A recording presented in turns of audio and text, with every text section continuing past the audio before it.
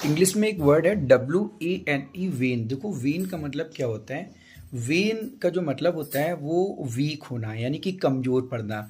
जैसे कि अगर हमारे अंदर किसी काम को करने की बहुत ज़्यादा क्यूरियोसिटी है तो उसका जो कम होना होता है, जिज्ञासा का कम होना होता है, उसके लिए हम क्या यूज़ करेंगे, वेन यूज़ करेंगे।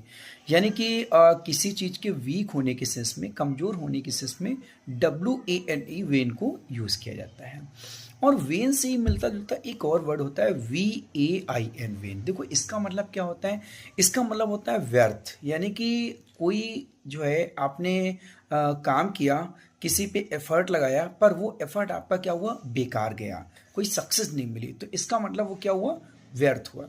यानी कहते नहीं ऑल इन वेन, सब कुछ जो है क्या हुआ, व्यर्थ हुआ। ठीक है, ऑल इन वेन, सब कुछ व्यर्थ में गया। और उसके बाद में एक वर्ड होता है VEIN वेन। देखो इस वेन का मतलब क्या होता है, आपने शिराएं सुना होगा। ठीक है, जो ब्लड वेसल्स होती हैं, जो रक्त वाहिनियाँ होती हैं, जिसमें हमारा ब्लड जो है वो पहुंचता है हार्ट तक। ठीक है, तो उसको हम क्या कहते हैं, वेन कहते हैं, VEIN वेन। तो हमने आपको आज 3 वर्ड लर्न कराए। एक तो WANE वेन, जिसका मतलब होता है वीक होना, कमजोर पड़ना। और दूसरा VAIN वेन, जिसका मतलब होता है व्यर्थ।